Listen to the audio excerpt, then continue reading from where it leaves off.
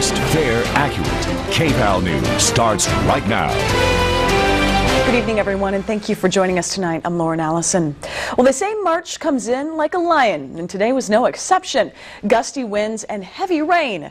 Seth Wayne is in the Weather Center. And Seth, can we expect a repeat tomorrow? Yeah, we are going to be picking up some good storms out there tomorrow, even some. Well, Tom Ward is here with sports now, and the NCAA tournament actually started tonight. That's right. You ready for the madness to be brought on here? We're ready, yeah. Yeah, we'll see. Plus the Blazers with a playoff atmosphere type game at the Garden tonight. Sounds pretty good. Yeah, and it's not too late to sign up either, because the games tonight and tomorrow are just really kind of afterthoughts. You can still pick that team in the bracket, or you can pick the favorite, which most people are probably going to do. Okay, all right. Yeah. Thanks, Tom. Well, up next, a special reminder on how you can help the earthquake and victims of the tsunami in Japan. New at 11, Japanese emergency officials are considering new options in their efforts to contain radiation from a damaged nuclear power plant. One possible tactic? Spraying water and acid by helicopters and fire trucks into the troubled reactors. Many people are taking another option. They're heading for the airport and leaving the country. Charlie D'Agata reports from Japan.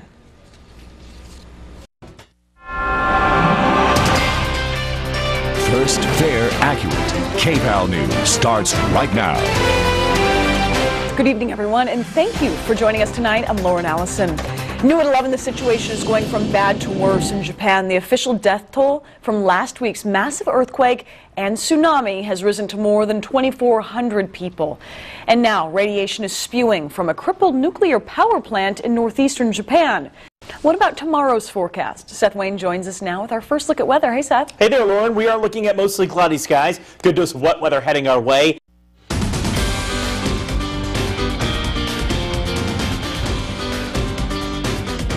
You're watching Fox News at 10, Western Oregon's only 10 o'clock news.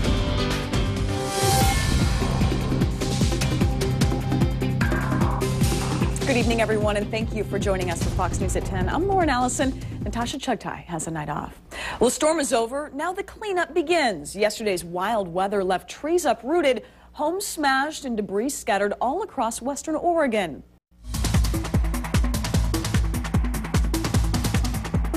Charlie Sheen's planned live shows reportedly sold out. The 45-year-old actor says on Twitter the tickets are gone for his pair of live appearances next month.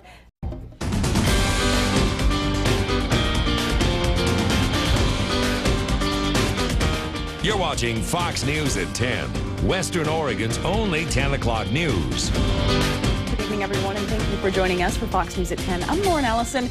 Natasha Chugtai has a night off. First on Fox, Eugene Fire and EMS says an accident is likely to blame for the smoke and fire on South Danabo Avenue this afternoon at about 4:30. American Idol raises money for Japan, and Gwyneth Paltrow gears up to return to Glee. And Jodie Foster sounds off on troubled actor Mel Gibson. Fox's Anita Vogel has your Hollywood Nation.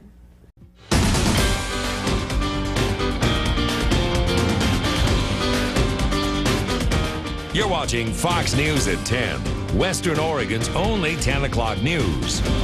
Good evening, everyone, and thank you for joining us for Fox News at 10 this Friday night. I'm Lauren Allison. Natasha Chugtai has a night off. In Washington, D.C., police say a fourth grader brought cocaine to school and then shared it with his classmates. Fox's Roz Platter has the story. First, fair, accurate. KVAL News starts right now. 4 missing people. And 4 search operations put Lane County's volunteer rescue network to the test. Good evening, everyone. I'm Lauren Allison. And I'm David Walker. Jennifer Winters is off tonight. Thanks for joining us. Right now, Lane County volunteers are searching for Margaret Kohler, last seen near Florence. Her car and dog were found at the Cummins Ridge trailhead. New tonight, Brandon Plunk is a free man. He had been charged with attempted aggravated murder in connection with the shooting at a Dutch Bros coffee stand in November. Today, a jury found Plunk not guilty on 4 charges. KVAL's Molly Blansett was in court for the verdict. And Molly, what was the reaction? River habitat quality and a golf course stand to benefit from a new program in Cottage Grove. As Tom Adams found out today, the help this summer will come from a very unlikely source. First, fair, accurate. KVAL News starts right now.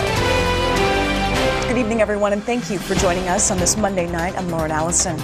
A Lane County man is free tonight in a case involving a robbery at a coffee stand that ended in a fatal shooting. Today, a jury found Brandon Lee Plunk not guilty of all charges. KVAL's Ernie LeBeau shows us how it all unfolded. Well, Tom Ward is here with sports, a little baseball, a little golf, and of course some hoops, so spring kind of. Yeah, that's right. A little bit of everything. The Oregon men keep fighting, but could they keep their season alive tonight in the CBI? First, fair, accurate. KVAL News starts right now.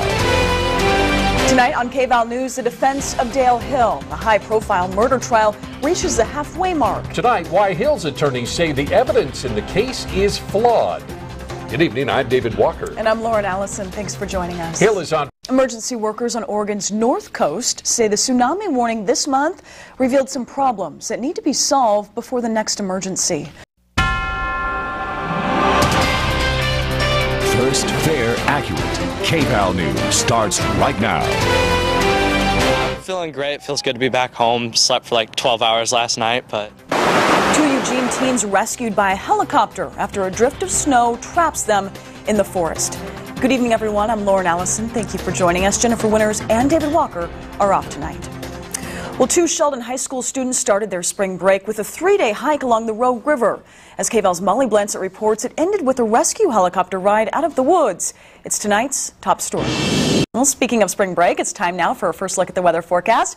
And KVAL meteorologist Seth Wayne joins us from the Weather Center. And Seth, another mixed bag out there today. Yeah, one of those days started things off wearing those sunglasses. Things were A-OK. So I know where most of us will be Thursday and Friday, and that's inside watching basketball. Right. Great basketball watching weather, you know, chilly and...